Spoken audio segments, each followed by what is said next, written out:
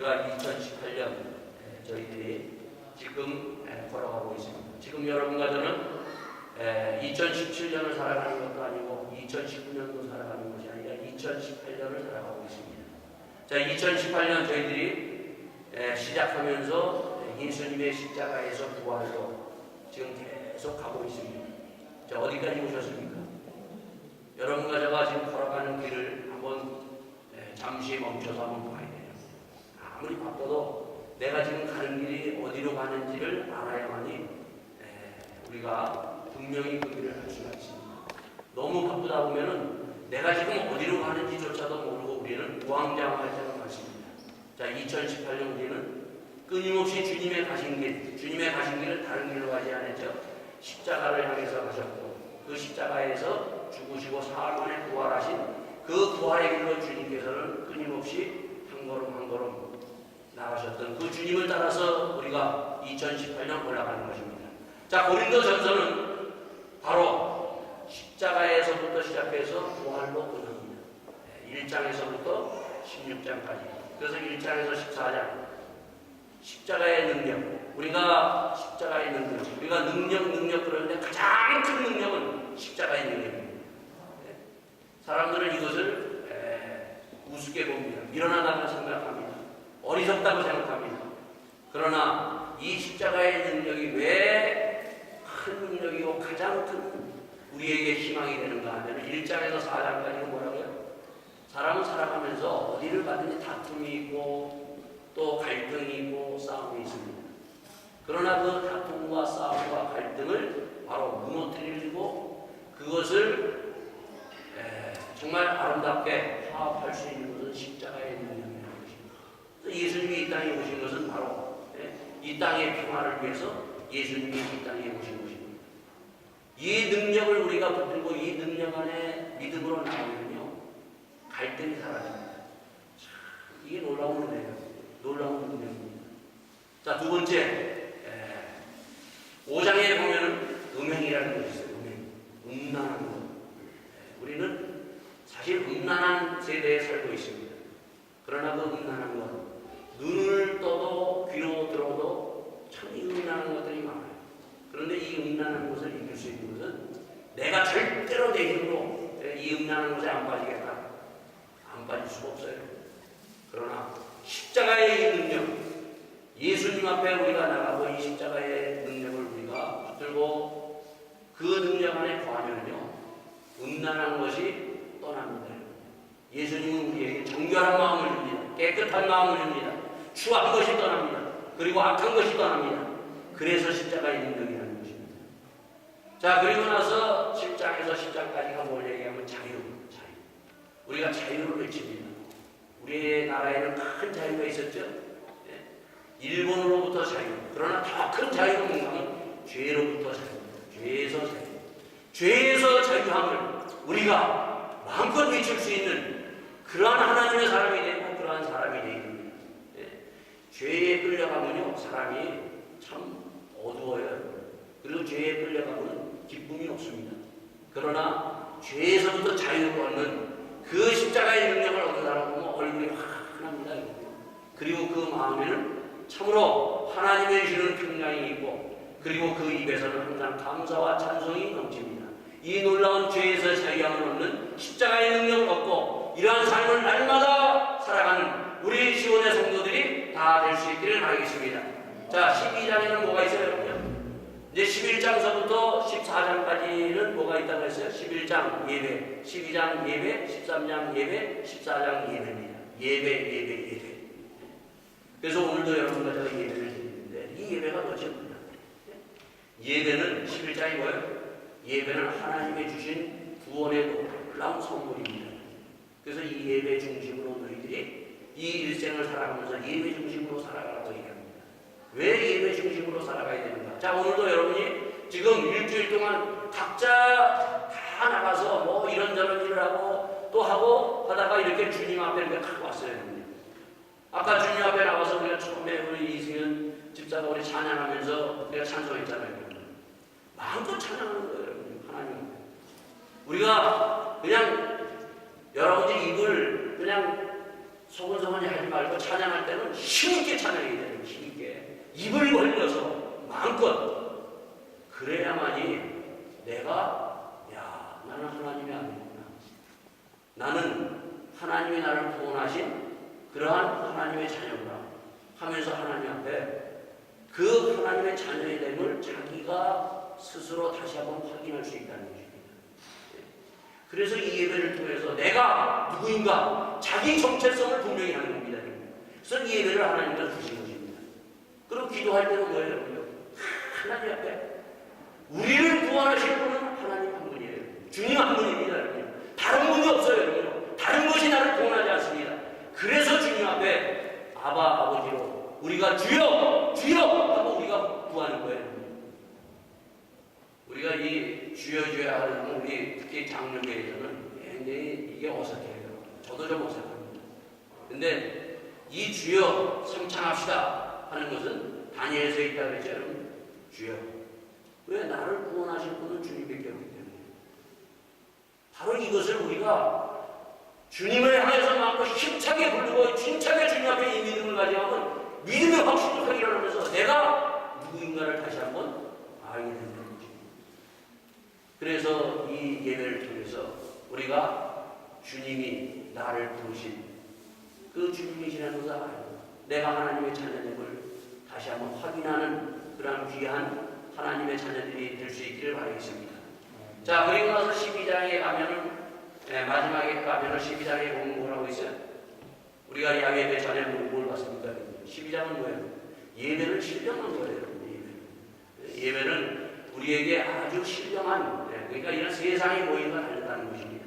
그래서 이 예배를 통해서 그냥 예배를 드리는 것이 아니라 우리 예배를 통해서 하나님께서 우리에게 뭘 주십니까? 여러분요? 은사를 주십니다. 지혜의 은사, 말씀의 은사, 그리고 치리의 은사, 믿음의 능력을 행하는 은사, 그리고 예언의 은사, 방언의 은사, 이러한 은사를 우리에게 주십니다.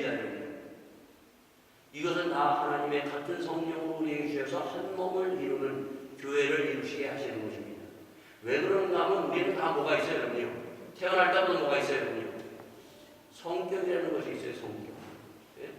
사람들은 다 우리 각기 다른 성격이 있어요. 어떤 사람은 왁하는 성격, 어떤 사람은 겉으로는 아주 온순한 것 같지만 그러나 거기에는 깡 하는 성격, 유순한 것 같지만 그러나 부드러운 것 같지만 그러나 그 속에서는 자기만의 고집, 아직 다 보면 사람들이 성격이 있어요. 여러분 성격 갖고 두 사람이 가정을 이루거나 또 뿐만 아니라 성격 갖고 우리가 교회를 이루면요 거기에 뭐가 일어납니까? 부닥쳐요. 그래서 하나님께서 우리에게 뭘 주셨어요? 은사를 주셨습니다. 성격으로 너희들이 한 공동체를 이루지 말고 성격이 아닌 은사로 너희들이 가정을 이루고 교회를 이루라는 것입니다. 그래서 이 은사를 사모해야 돼요. 자, 오늘 13장이 오늘 말씀이에요. 아까 우리 장철호 집사님이 바로 이 13장을 바로 찬양을 통해서 우리 강선희 집사님 피아노 반주를 통해서 우리가 들었어요. 자, 그럼 이 13장이 뭔가? 보통 우리는 13장을 여러분이 사랑장이라고 얘기하고 있습니다. 그죠? 자, 근데 이 고린도 전서의 가장 중요한 것이 13장이에요. 그래서 참 13장들을 다 좋아하는데 이 13장이 도대체 무엇인가? 이 13장은 딱 두 가지입니다. 13장은 12장 31절의 답이 13장이에요. 우리가 야유했다고 우리 함께 나눴죠? 자, 12장 31절에 보면 너희는 더욱 큰 은사를 사모하라. 더욱 큰 은사. 도대체 큰 은사를 우리가 가져야 되는데 그 큰 은사가 무엇인가를 말해주는 것이 13장이에요. 그래서 이 13장을 통해서 여러분과 저가 큰 은사를 받아야 돼요. 신령한 하나님의 큰 은사를 이 13장을 통해서 받는 놀라운 축복이 오늘도 임하실 줄 믿습니다. 이것을 받아야 돼요. 자, 두 번째는 뭔가? 뭐라고 얘기했어요? 31절에 또 제일 좋은 길을 너희에게 보이리라. 이 13장을 통해서 우리의 눈을 열어서 보여줍니다. 제일 좋은 길. 우리는 다 좋은 길로 가기를 원하죠, 여러분? 우리가 나쁜 길 가기를 원하는 사람이 어디 있어요, 여러분? 근데 우리 인생을 걸어가는 그 길, 가장 좋은 길을 이 13장에서 우리의 눈을 열어서 보여주는 것이 13장 이 말씀이라는 것입니다. 그래서 오늘 여러분과 가장 좋은 길을 보고 가장 좋은 길을 함께 가는 귀한 축복의 그러한 믿음의 사람들이 다 될 수 있기를 바라겠습니다. 자, 그 다음에 이제 이 13장은 또 뭔가 하면은 바로 이 13장은 바울이 시를 바로 쓴 것이 이 13장이에요. 시. 그래서 이 고린도 13장은 시예요. 바울의 시예요. 바울의 시. 자, 여러분들이 시 하면은 우리는 시 하면은 뭘 생각합니까? 시편 생각하죠. 시편. 시편을 보면은 그 시편을 보면은 다윗의 시, 그리고 모세의 시, 그리고 정말 미리암의 시, 그리고 여러 가지 그 믿음의 선진들의 시를 읊은 것을 거기다가 곡절을 달아서 구약 성도들은 거기에서 노래를 불렀어요. 그래서 바로 장철호 집사와 강선영 집사가 바로 이 13장을 곡을 다른 것을 가지고 노래를 지금 부르는 거예요. 자, 근데 이 시, 여러분 우리가 시를 보면은 요즘에는 좀 보면은 그 어린아이에서도 그렇고 여러분들 지금 시 같은 걸 요즘 읽는 사람 좀 있어요? 시. 요즘에 우리의 마음이 굉장히 강박해져 있어요. 옛날에는 저희 국민학교 중학교 다닐 때는 많은 그 학교에서 그 시를 듣고 쓰고 그리고 시를 써내는 그러한 시간도 있었어요.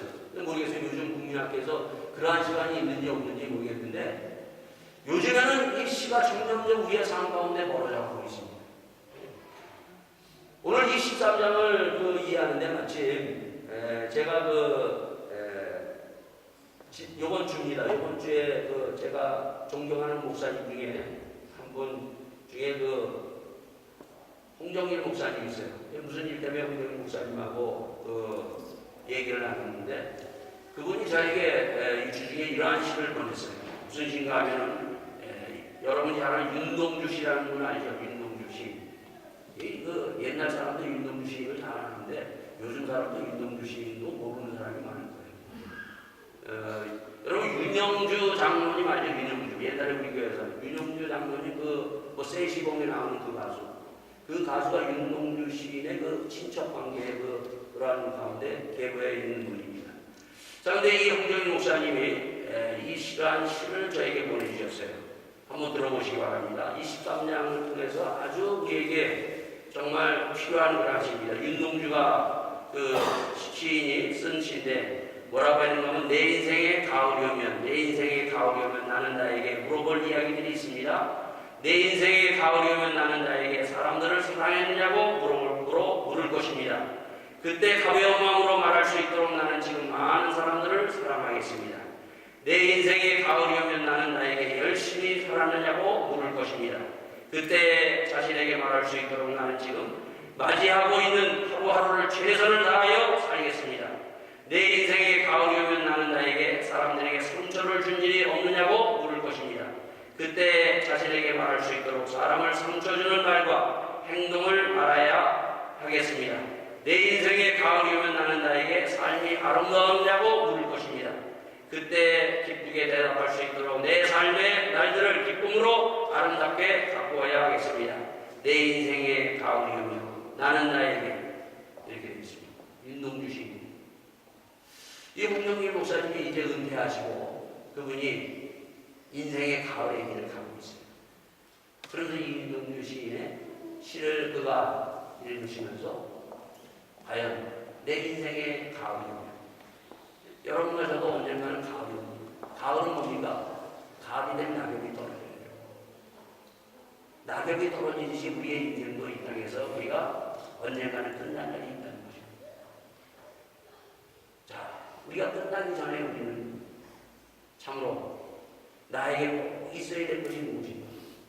무엇을 남기고 이 땅에서 가야 될 것인가 하는 것입니다. 오늘 이 고린도 13장이 바로 이런 거예요. 고린도 13장. 자, 고린도 13장은 바울의 시라고 했어요. 바울의 시. 이 13장을 읽으면서 두 가지를 먼저 기억을 해야 돼요. 자, 바울은 이 시를 통해서 13장을 통해서 무엇을 도대체 말하려고 하고 있느냐? 무엇을 말하려고? 여러분, 시를 쓴 사람들은 그 시를 통해서 무언가 사람들에게 말하려고 하는 그것이 있어요. 그래서 그 시를 탁 들으면은 우리가 그 시를 통해서 무슨 말을 하는가 그 시인이 말하는 소리를 듣게 됩니다. 마찬가지로 이 고린도 13장을 우리가 읽고 들으면서 이 성경에서 이 고린도 13장에서 말하고 있는 바울의 이 시를 통해서 얘기하고 있는 것이 도대체 뭐냐는 거예요. 이것을 들을 수 있는 사람이 될 수 있기를 바라겠습니다. 이것을 들을 수 있는 사람이 되어야 돼요. 이것을 못 들으면 여러분과 저는요 하나님의 소리를 못 듣습니다. 이 하나님의 소리를 오늘 여러분과 제가 귀에 쩌렁쩌렁 들릴 수 있도록 귀를 모아서 들을 수 있는 여러분과 제가 될 수 있기를 바라겠습니다. 두 번째, 이 바울은요 그냥 이 시를 쓴 게 아니에요. 바울은 은혜 받았어요. 은혜 받은 사람. 그가 은혜를 받아서 도대체 내가 무슨 은혜를 받았는가를 적은 것이 고린도전서 13장이라는 것입니다. 우리는 은혜를 받아야 돼요. 여러분, 은혜를 받는 사람은요 그 은혜가 무엇인가를 알아야 돼요. 은혜를 받지 않고 우리가 이 13장을 보면 아무 은혜가 안 됩니다. 우리가 하나님의 말씀에 은혜를 받아야 돼요. 주님의 은혜를 받아야만이 이 하나님의 말씀이 무슨 말씀인지를 알아요. 그리고 내가 그 은혜를 말할 수 있고 그 은혜를 가지고 살아갈 수가 있다는 것입니다. 오늘 여러분과 제가 이 고린도 13장을 통해서 하나님의 은혜를 다시 한번 받고 하나님의 은혜에 회복되는 여러분과 제가 될 수 있기를 바라겠습니다. 자, 시, 그러면 시는 뭐예요? 아까도 얘기했죠? 시는 노래입니다. 노래. 시는. 그래서 음을 나가서 바로 노래로 부르는 것입니다. 이 고린도 13장의 이것은 바울의 시라고 했죠. 이 13장을 여러분들이 우리가 참 좋아하는데 시들을 좋아하는데 이 13장 그 시에는 보면은 그 시인의 아픔이 있어요. 아픔이 있다는 거죠. 그래서 이 13장에 보면 내가 사람의 방언과 천사의 말을 할지라도 사랑이 없으면 소리나는 구리와 울리는 꽹과리가 되고 내가 예언하는 능이 있고 모든 비밀을 모든 지식을 알고 또 산을 옮길 만한 모든 믿음이 있을지라도 사랑이 없으면 내가 아무것도 아니고 누군가 하면 지금 바울이 얘기하고 있는 거예요. 내가 바울은 굉장히 지금 이 시를 지금 쓰면서 그에게 아픈 상처와 아픔이 지금 가득 차 있는 것을 지금 다시 한번 보는 것입니다. 바울의 아픔이 뭔가? 바울은 지난날에요 참 못된 사람이었습니다. 악한 사람이었습니다. 어느 정도 사람이 악한가 하면 예수 믿는 사람들을 잡아서 죽이는 사람이었어요. 이 아픔을 가지고 지금 이 시를 읽고 있어요. 스데반 집사가 하나님이 준 성령을 받아가지고 설교를 합니다. 그때 그 설교를 듣고 은혜 받는 것이 아니라 그 설교 하나님의 말씀을 듣고 이를 부득부득 합니다. 이를 부득부득 깔면서 돌로 쳐 죽여라. 하나님의 말씀을 전하는 사람을 돌로 쳐 죽이는 거예요, 여러분요. 그런 악한 사람이다. 나는 이 악한 사람이었다. 그는 이 아픔을 가지고 그가 이 13장을 통해서 자기 고백을 하고 있는 것입니다. 자기 고백을. 나는 이런 사람이었습니다. 그래서 내가 천사의 말을 할지라도 그리고 사람의 방언과 천사의 말을 할지라도 여러분 바울은요 사울이라는 사람이 굉장히 똑똑한 사람이었습니다. 히브리어를 할 줄 아는 사람이었습니다. 헬레어를 유창히 합니다. 또한 뿐만 아니라 라틴어를 할 줄 아는 사람입니다. 스페인어를 할 줄 아는 사람입니다. 여러 나라 말을 잘하는 사람이었습니다. 내가 이렇게 사람의 방언, 사람의 여러 가지 이러한 언어를 굉장히 하고 뿐만 아니라 뭐예요? 방언까지 했어요. 천사의 방언. 이거 사도 바울이 방언했어요. 사도 바울이 방언 안 하고 지금 이 얘기하는 게 아니에요. 사도 바울은 방언도 하고 사람의 방언, 이러한 외국어까지도 능통한 사람이었습니다. 그러나 나는 뭐가 없었다고요? 십자가의 사랑이 없었다. 십자가의 사랑이 없어서 바로 이러한 악한 사람이었다. 자기의 그 아픔과 고백을 하고 있는 것입니다. 사랑이요, 십자가의 사랑이 없으면 참 악해요. 자기 마음에 안 들면요, 돌로 쳐 죽이는 것뿐만 아니라 자기 마음에 안 들고 자기 뜻대로 안 되면요, 그 사람은 어떻게든지 죽이려고 하고 어떻게든지 짓밟으려고 하는 것이 사람인데, 그랬던 이 사도 바울이, 사울이라는 사람이 예수님의 십자가에 은혜 받고 나서 그가 바로 횟가닥 뒤집어졌어요. 담에서. 오늘 이렇게 횟가닥 뒤집어지는 놀라운 은혜가 있기를 바라겠습니다. 여러분이 뒤집어져야 돼, 사람은. 여러분 이렇게 뒤집어지지 않으면 자기의 성격을 가지고 이렇게 악한 사람으로 살아갑니다. 제가 이번 주에 그 인터넷 신문을 보면서 깜짝 놀랐어요. 어느 성균관대학교 어느 교수님이, 그분이 연구에서 발표한 것이 뭔가 하면, 여러분 서울에 가면 사람들이 많이 걸어오죠. 여러분. 그 신호등에서 걸어갈 때 사람들이 확 물려옵니다.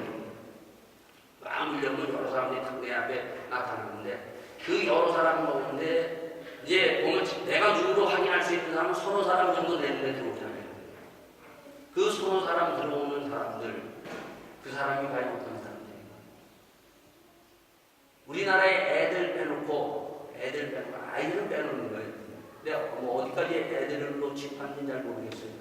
근데 애들은 빼놓고 우리나라 사람이 내 눈에 탁 들어오는 네 사람 중에 한 사람, 나 빼놓고 네 사람 정도 보이잖아요.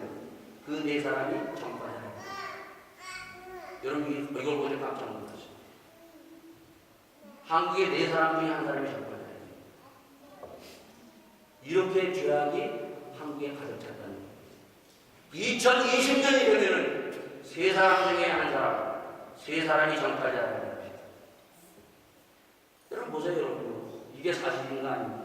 우리나라 대통령도 다 어떻게 됐든 전과자 다 가지고 있죠. 그리고 뭐 청문회 하면 여러분 어때요, 여러분?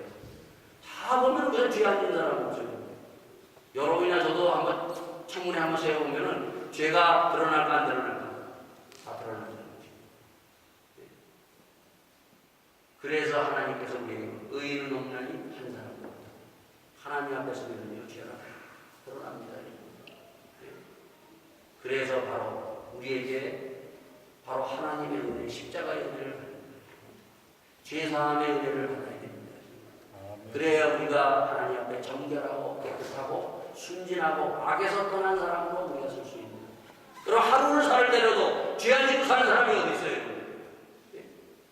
우리는 마음으로, 사람은 모르지만, 아내도 남편도 모르지만, 그러나 우리는 끊임없이 이 죄의 유혹을 받고 무너지고 있는 것을 봅니다. 그러나 죄의 유혹에도 무너지지 않는 것은 바로 예수님의 십자가의 믿음입니다. 그 믿음으로 말미암아 우리가 정결하고 깨끗하고 순진한 사람으로 날마다 설 수 있는 것입니다. 바울은 그렇기 때문에 이 은혜를 날마다 받은 거예요. 그래서 날마다 내가 십자가에서 죽노라. 바울이 보면 날마다 깨끗한 사람이 어떻게 됐는가? 십자가의 은혜를 받았습니다. 그래서 이 하나님의 십자가를 그가 받아서 지난날에 그 악하고 더럽고 참으로 이렇게 사람을 죽이는 괴수의 괴수였지만은 내가 이 십자가의 사랑을 받고 이 십자가의 은혜를 받아서 내가 하나님의 사람이 되는구나. 그래서 쓴 것이 고린도전서 13장입니다. 우리는 담에서 도상에서 그가 어쨌든 어떤 것을 어떻게 그가 주님 만나는 것을 우리가 알게 됩니다. 정말 그 십자가의 사랑, 사실 그 바울이 하나님의 행동대로 했다면 하나님께서 그 자리에서 하나님께서 심판하실 그런 하나님입니다. 사람을 돌로 치워 죽이라고 외쳤던 사람이에요. 앞장섰던 사람이에요. 예수 믿는 사람을 결박해서 데리고 와서 죽이려고 쫓아갔던 사람이에요. 하나님 보면 우리 같으면 어때요? 그 사람 살려주겠어요, 여러분? 근데 하나님은 이 십자가의 사람, 그러한 사울이라는 사람을 하나님께서 용서하시고 사랑하셔서 그를 다시 한번 회복시켜서 하나님의 사람으로 만드셨다는 것입니다. 그래서 이 고백으로 말미암아 내가 이 사랑이 없으면 소리나는 구리와 같고 이 사랑이 없으면 내가 아무것도 아니다. 내가 여기에 있는 것은 예수의 십자가의 사랑으로 말미암아 내가 이 사람이 됐다. 오늘 여러분 가져가 이 십자가의 사랑을 가지고 다시 한번 주님 앞에 서는 여러분 가져가 될 수 있기를 바라겠습니다. 여러분 우리에게 은사들이 많아요. 우리 교회 나온 사람들 다 은사를 가지고 있는데, 예? 지혜의 은사, 말씀의 은사, 병 고치는 은사. 그러나 그 은사 가운데 뭐가 없으면 다 사랑이 있을 때, 내가 하나님의 주신 놀라운 그 축복의 그 은사에 사랑이 있을 때, 십자가의 사랑이 있을 때, 그 은사를 가장 큰 것이라는 것을 얘기해 주고 있습니다. 그래서 가장 좋은 길을 너희들이 걸어가라. 오늘도 가장 좋은 길은 뭐예요? 십자가의 길입니다. 여러분, 이 사랑도요, 이 사랑도, 이것은 우리가 예수님의 십자가의 사랑을 받은, 예수 믿으면 예수의 십자가의 사랑이 있어요. 근데 이 사랑도 자꾸 사랑해봐야 이거 커집니다. 그래서 오늘 본문에 보면 23장에 보면 이러한 것을 얘기하십니다. 내가 어렸을 때 말하는 것이 어린아이 같고, 깨닫는 것이 어린아이 같고, 생각하는 것이 어린아이 같았다가 장성한 사람이 되어서는 어린아이의 일을 하는구나. 아무리 내가 많은 것을 알고 해도 어린아이 같은 사람이 있어요. 사랑하지 않으면 어린아이 같은 사람이 있어요. 아무리 나이 많이 먹어도, 예수 아무리 많이 배워도 사랑하는 건 예수님의 십자가의 사랑을 가지고 사랑하고 그 사랑을 자꾸 해서 하지 않으면 어린아이 같은 사랑을 가지고 있을 수 있다는 것입니다.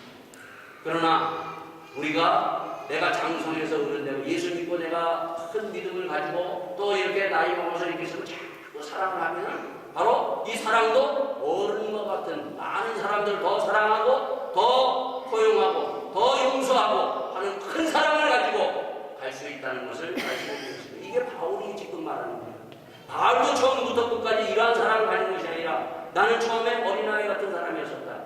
그러나 내가 날마다 십자가의 사랑을 내가 받음으로, 날마다 십자가의 은혜를 받음으로 말미암아 내가 어른에 이르게 됐다는 것을 그가 고백하고 있습니다. 그래서 오늘 이 고백이 누구의 고백이 되어야 돼요? 나의 고백이 되어야 돼요. 나의 고백. 이 아픔이 나의 아픔에서 하나님 앞에 드러나는 겁니다.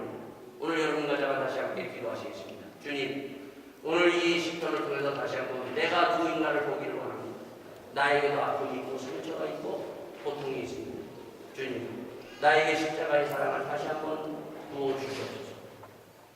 그 주님께서 십자가에서 모든 사람을 위해서 십자가에 죽으시고 우리를 구원하신 그 십자가의 사랑이 오늘도 나에게 넘치게 하여 주시옵소서.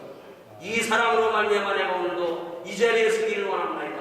우리의 가정 가운데 아내가 남편이 그리고 우리의 교회 이웃의 이 십자가의 사랑을 다시 한번 깃발을 꽂고 승리하는 가정이 되고 교회가 되고 이웃이 될 수 있기를 바라겠습니다. 다 같이 함께 기도하시겠습니다. 아버지 하나님, 주님, 오늘도 저희